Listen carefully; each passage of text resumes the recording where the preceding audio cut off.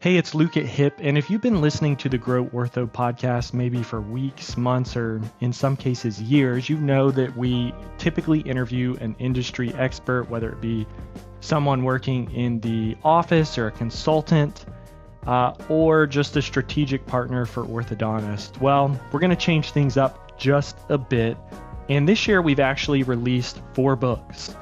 And so we're going to release every audiobook, basically a chapter for each episode. Listen, enjoy, and let us know what you find valuable and implement and what works well in your office. Thanks so much for supporting HIP, and we hope you enjoy all these episodes on the Practice Growth series. Chapter 6. Stewarding Your Opportunities. God gave us stewardship over our ideas. You can either shrink in fear or step forward in faith to pursue them. Russell Brunson. There was once a farmer who spent his entire life searching for diamonds. After years of hearing stories of other farmers who discovered diamond mines and became millionaires, he sold his farm and spent all his time and resources on this diamond quest. He searched far and wide and traveled across Africa, always thinking that the next place he looked would be where he would finally find the diamonds he sought. As he grew older, he became more and more convinced that the diamonds he was searching for were out there somewhere just waiting for him to find them. Finally, to no avail and with nothing to his name, the farmer believed he had no other option but to end his life. One day, when the new owner of the farmer's land had been crossing the small stream on the property, he came across 2 beautiful large stones at the bottom of the stream. He picked up the stones, walked home, and placed them on his fireplace mantel. A few weeks later, a visitor came over and saw the stones. Shocked by what was before him, he asked the man if he knew what he had found. "Yes, I believe they are 2 crystals. Many of them sprinkled are at the bottom of my creek. But these were the biggest and most beautiful," he replied. The man replied in disbelief, "No, you have discovered the largest diamonds on this continent." The man sat on acres of diamonds, free and clear on his land, that which was sold to him for practically nothing by a farmer who left his life behind to look elsewhere for the very thing he'd owned all along. Acres of Diamonds.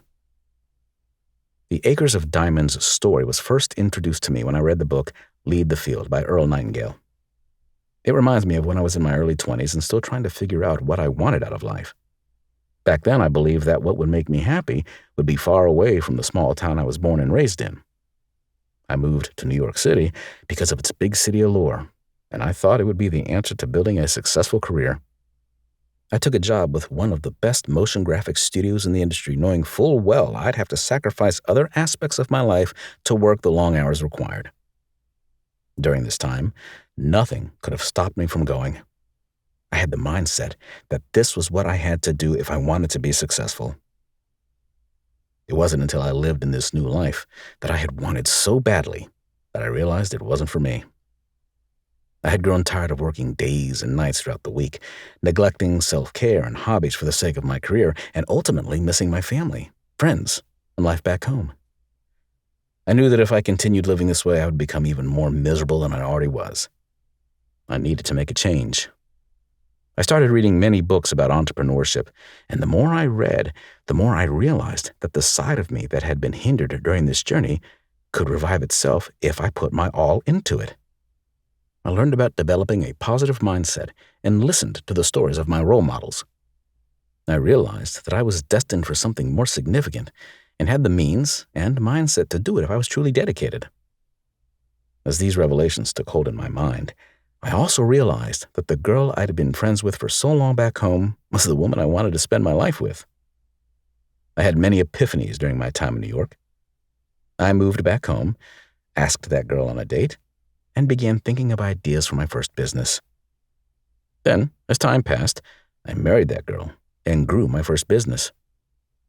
Fast forward to today, we have a happy marriage and a beautiful daughter, a successful business that continues to grow, and a whole lot more to be grateful for. I had been sitting on my acres of diamonds this whole time, and it took me chasing a shiny object to discover what was right in front of me. Stewarding what you already have. I grew up believing we are put on earth to become good stewards. God entrusted us to take care of all the gifts and resources He has given us. When we utilize and maintain these gifts to the highest standard, we can better feel their impact and develop gratitude and appreciation for their existence. Many religions have teachings that encourage stewardship and responsible management of the natural world, human relationships, and personal resources.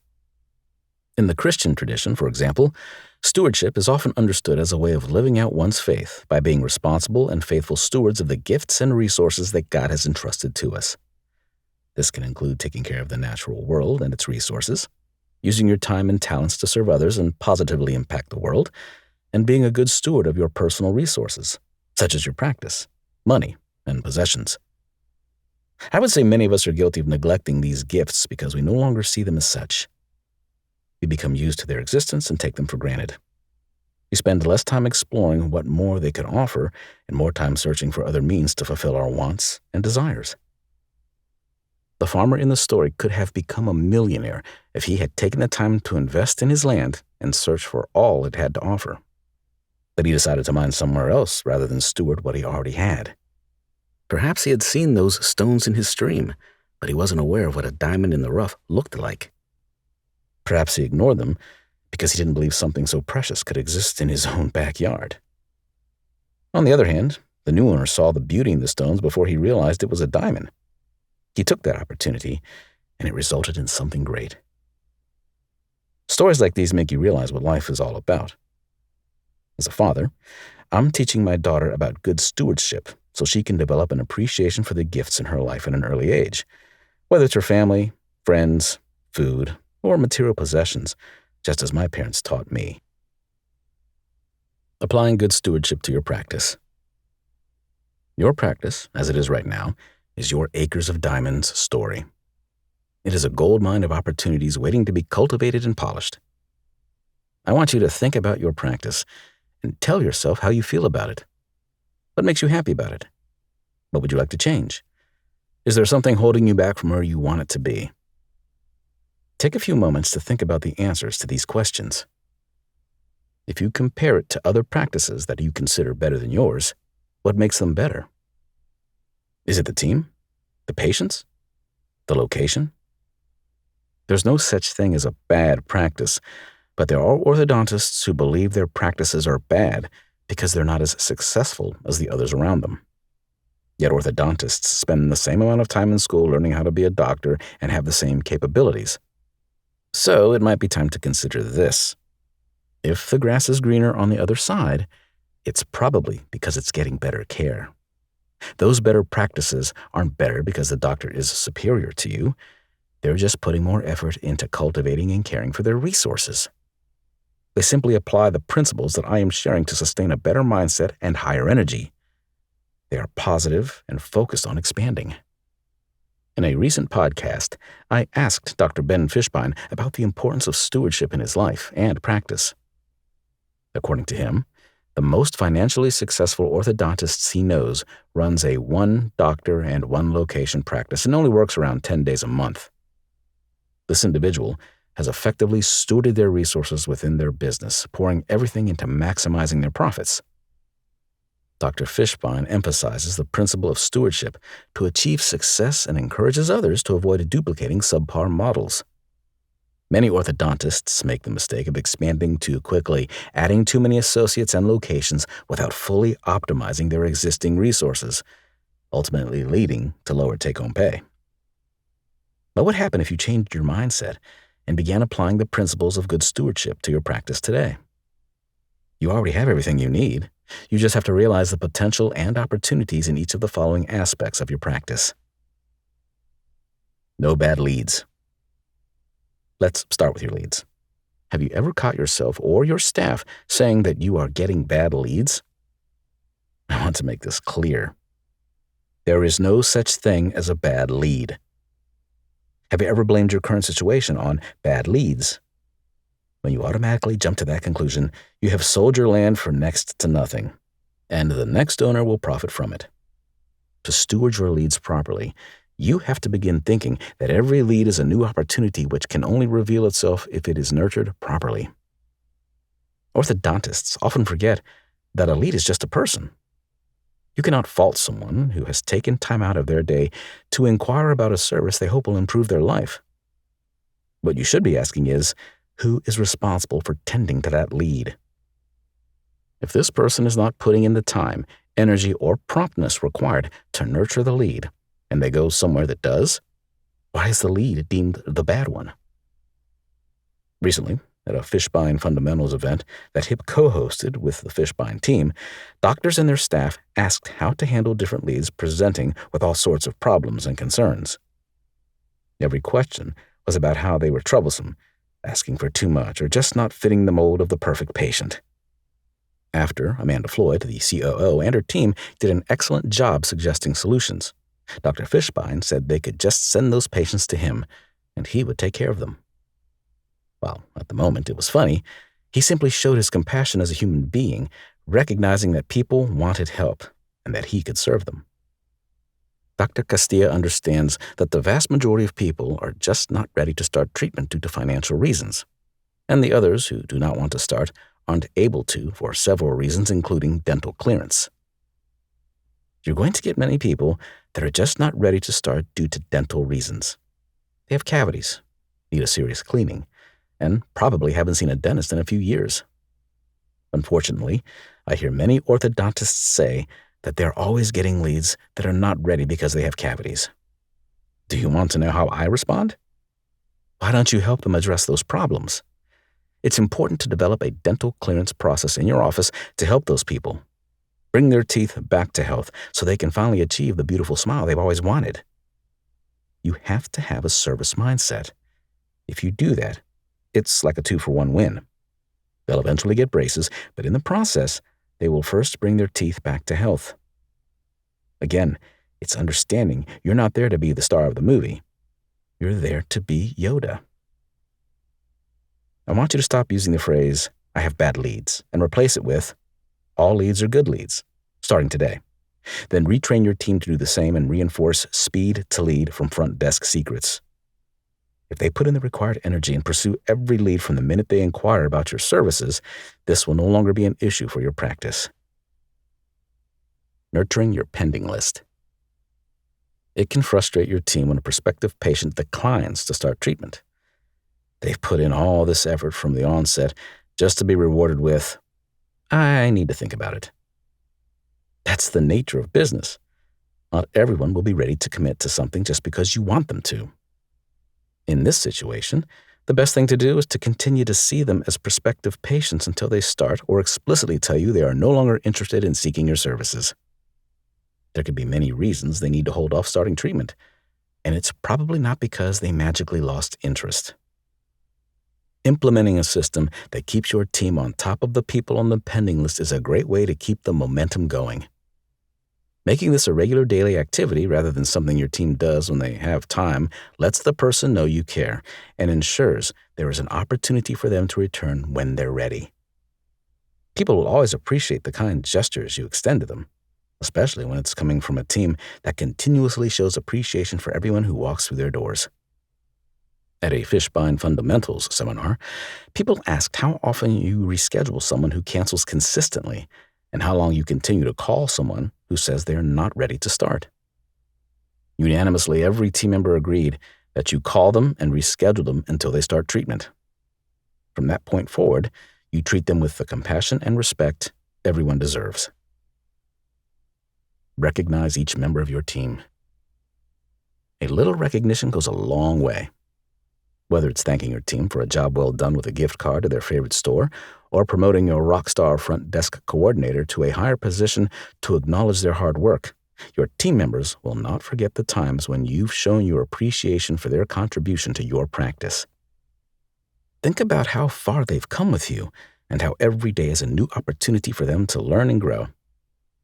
Each is filled with untapped potential that you can use in various positions within your practice. By paying attention to their strengths and understanding their weaknesses, you can consider new areas where they can thrive and provide them with opportunities to succeed.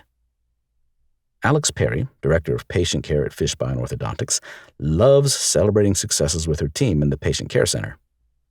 When one of the team members has a record day, she rewards them with some online shopping. Essentially, this is an Amazon gift card, but the entire team shares in the victory and celebration. Instead of just sending the winner home with the car to spend on their own, everyone on the team gets in on helping the winner decide what they want and then searches for the best options together. When the purchase is finally made, everyone feels the reward's joy, amplifying the whole team's sense of accomplishment. At the other end of the spectrum, it is just as important to recognize when a team member is no longer serving your core values and mission.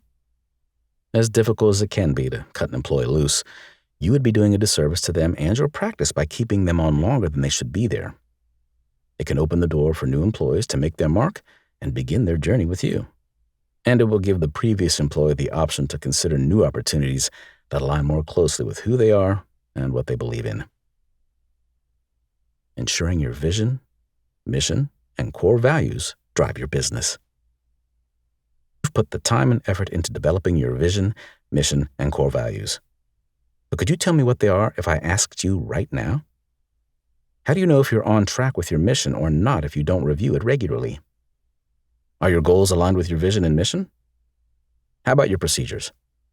Are all the processes in your office performed in alignment with your core values? Most people never look at their vision, mission, and core values again after they create them. These pieces are foundational to your practice and the impact you are making in your community. They must be front and center of everything you and your team does for them to truly infuse your actions and outcomes. To keep your vision, mission, and core values alive and well in your practice, make sure that the whole team knows that they are responsible for knowing them and acting in accordance with them. Review them at every team meeting, pop quiz the team members, and reward them when they get them right. Hire and evaluate based on the core values. Ask your staff to celebrate other team members who do something that clearly demonstrates a core value. You could spend a year just working on bringing your vision, mission, and core values to life in your practice, but the stewardship you invest will create an abundant harvest to share. Reviewing your short and long-term goals. Spending some time dreaming about everything that you want to create in your life can be exciting and inspiring. However, it's not enough to jot down everything you want out of life over the next 5 to 10 years and then toss it into your drawer to never be looked at again. To bring them into your life, you need to review your goals daily until they become ingrained into your subconscious. The best way to do this is by incorporating them into your morning formula and reading or listening to them daily. When this becomes a regular practice, accomplishing your goals will require far less effort as it will become almost as natural and innate as brushing your teeth. Your goals enabled you to open your practice in the first place. You saw the opportunity, took the leap of faith, and set out to make a difference. You provided opportunities to your patients by giving them better smiles, to your team members by giving them a place to grow and flourish, to your community by leading by example, and to yourself by always making decisions to be more and do more. The amount of impact and influence that you have is vast. You have everything you need to make a huge difference in your community, and the responsibility that accompanies this is no small thing. Sometimes this can become overwhelming and perhaps a bit lonely, since not everyone sets out on the path you've chosen. It is important to build yourself up and give yourself every possible advantage you can get to succeed. Investing in yourself is paramount, and that's what we'll cover in the next chapter.